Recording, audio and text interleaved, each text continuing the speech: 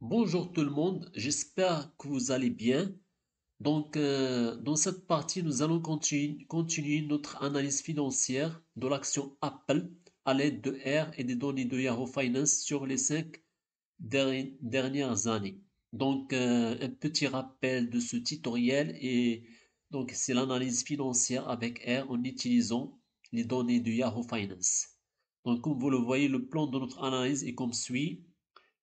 Télécharger les données de marché, cours des actions depuis Yahoo Finance, visualiser l'évolution de titres et puis calculer des indicateurs financiers clés, rendement journalier, rendement total, volatilité, moyen mobile, etc. Enfin, on va étudier la performance comparative de plusieurs actions comme Google et Microsoft.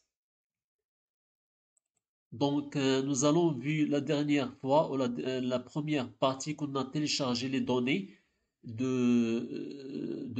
d'Apple, l'action Apple depuis Yahoo Finance, et on a aussi visualisé l'évolution du titre de cette action Apple, l'évolution du cours de l'action Apple.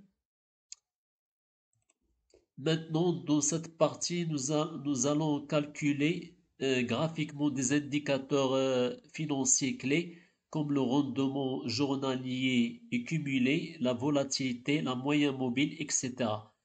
Et on va aussi voir dans cette partie l'étude de la performance comparative de plusieurs actions, à savoir Google, l'action Microsoft, et ainsi, donc ces deux actions. Donc, un petit rappel pour les étapes de notre étude. Donc, on va installer et charger, on a installé et chargé des packages R nécessaires comme ces bibliothèques, à savoir ContMood, ContMood pour télécharger les cours boursiers du Yahoo Finance. Il y a aussi des bibliothèques qu'on a chargées comme ggplot, etc. Il y a aussi des bibliothèques pour calculer les indicateurs financiers, ainsi de suite. Comme ainsi de suite, il y a la librairie LibraDate pour travailler efficacement avec des dates financières. Donc, comme vous le voyez, la première séance, voilà les codes voilà les codes pour, s'il vous plaît. Donc, voilà les codes pour installer ces librairies comme que j'ai marqué. Voilà. Il y a aussi les codes qu'on a pour charger les librairies que j'ai marqué, que j'ai souligné. Il y a aussi, voilà, tous les librairies essentielles pour notre étude. Voilà la librairie Performance Analytics. Voilà il y a aussi pour télécharger les cours d'Apple de 2019 à 2025. On va, on va, on va taper ce code. On va cliquer sur Entrée. Ensuite, pour, euh, pour afficher ces bases de données de l'action Apple, on va, on va taper ce code Head Apple et on va cliquer sur Entrée. Voilà, nous visualisons la base de données de Apple.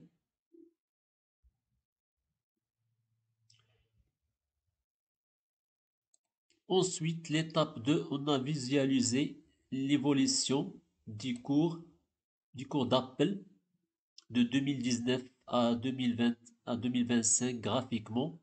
Voilà, voilà le code pour visualiser graphiquement l'évolution du cours d'Apple de 2019 à 2025. Maintenant, l'étape 3 qui concerne cette partie, on va calculer les indicateurs financiers. C'est pour cela on va commencer par le rendement journalier d'Apple. Donc, rendement journalier d'Apple. Voilà, voilà la syntaxe sur le code pour visualiser.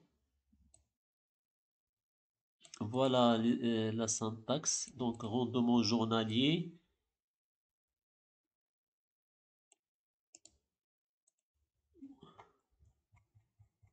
on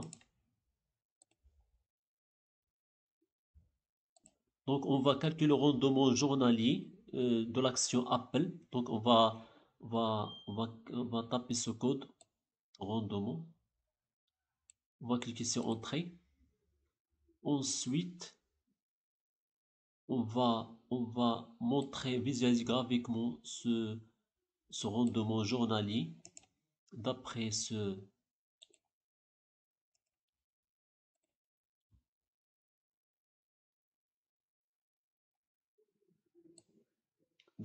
code. Voilà, je vais refaire maintenant. On va copier à nouveau. Je vais copier à nouveau et je vais coller. Je vais cliquer sur Entrée. Voilà. Voilà notre rendement quotidien d'Apple. Rendement quotidien d'Apple de 2019, de janvier 2019 à janvier 2025. Donc ce graphique montre des pics positifs, comme vous le voyez. Ce graphique montre des pics positifs ou négatifs, qui correspondent à des journées de forte volatilité. Souvent, il est lié à des chocs de marché comme la pandémie ou des crises géopolitiques. Maintenant, on va calculer le rendement cumulé en tapant cette syntaxe. Voilà, cette syntaxe pour calculer le rendement cumulé graphiquement. Donc, pour calculer le rendement, donc voilà la syntaxe pour calculer le rendement cumulé graphiquement. Voilà le graphique, voilà le code pour montrer le rendement cumulé graphiquement. On va taper cette syntaxe, ce code. On va cliquer sur Entrée. Voilà le rendement cumulé de l'action Apple. Voilà le rendement cumulé de 2019 à 2025. Donc, d'après ce graphique, nous montrons que le rendement cumulé de l'action Apple a fortement progressé, comme vous le voyez, entre 2019 à 2025, avec une tendance haussière malgré quelques phases de volatilité. Donc, vous le voyez, il y a des volatilités, comme vous le voyez d'après le graphique, même si il a, il, il a progressé, il a fortement progressé entre 2019 et 2025. Maintenant, on va calculer la volatilité, la volatilité écart type des rendements, donc ce qui signifie l'écart type des rendements. C'est pour cela.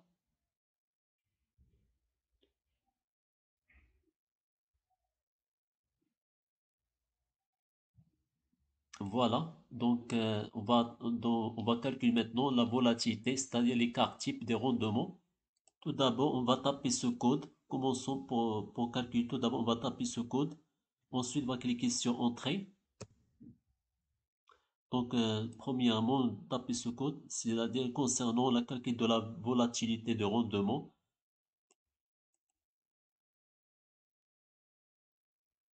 Ensuite, on va calculer.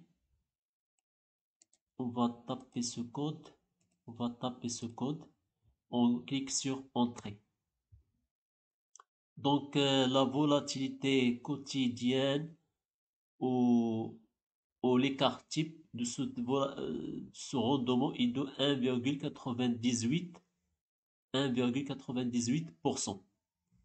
Donc, la volatilité quotidienne est de 1,98%, ce qui signifie que l'action de l'Apple, donc cette volatilité quotidienne de 1,98% indique une variation moyenne journalière relativement modérée mais significative du cours.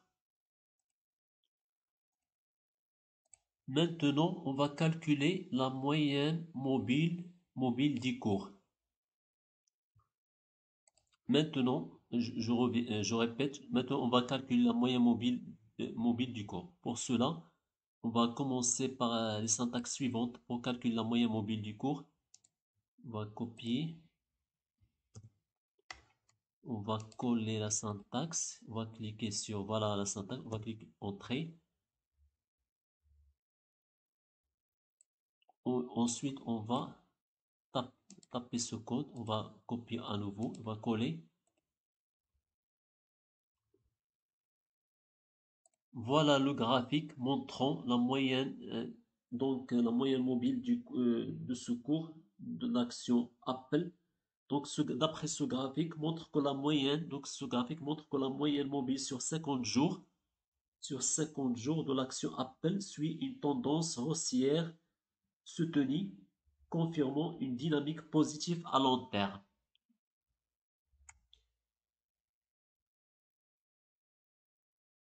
Donc maintenant, il reste la quatrième étape de cette analyse financière concernant la comparaison de plusieurs actions entre Apple, Microsoft et Google. Maintenant, tout d'abord, on va taper ce code pour télécharger les datasets pour ces deux actions, à savoir Google et Microsoft. On va coller, on va cliquer sur Entrée.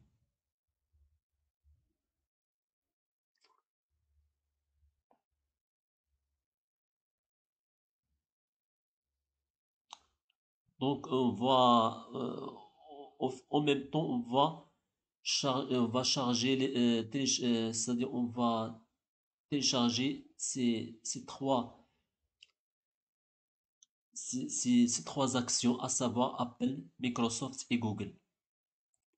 Maintenant, ensuite, on va taper ce code pour extraire les rendements ajustés pour ces trois actions. On va cliquer sur Entrée. Puis, on va taper ce code pour calculer ces rendements, ces trois actions. On va cliquer sur Entrée. Et enfin, on va taper ce code pour montrer le graphique de rendement, pour faire une comparaison des rendements cumulés de trois actions. Donc, graphiquement, on va entrer. Donc, voilà la performance comparée de trois actions. Finalement, voilà la performance comparée de trois actions en termes de rendement. Donc, il y a l'action Apple en, en noir, il y a action Microsoft en rouge, il y a action Microsoft en Google. Donc, d'après le graphique, l'action Apple, comme vous le voyez, est plus performant que Microsoft et Google.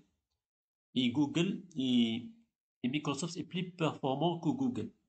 Donc, en termes de rendement cumulé entre 2019 et 2025, donc, ça veut dire que l'action Apple affichant la plus forte croissance de la période. Donc, finalement, l'action Apple est plus performante par rapport à ces deux actions, à savoir Microsoft et Google. Merci pour votre attention.